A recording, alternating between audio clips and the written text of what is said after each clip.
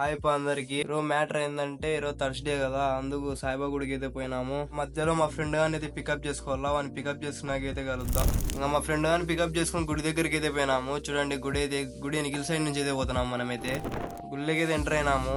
గుళ్ళకి ఎంటర్ కాగానే ప్రశాంతంగా అయితే ఉంటుంది, సైలెంట్ గా. కాలు కడుక్కొని ఇంకా గుళ్ళకి అయితే పోదాము. గుడికి రాకైతే 3 months అయితే అవుతుంది. గుళ్ళకి అయితే ఎంటర్ కాగానే నా మైండ్ అంతా ప్రశాంతంగా పీస్ఫుల్.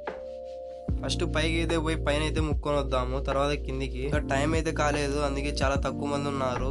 టైం అయితే ఫుల్ గా ఉంటారు అసలు.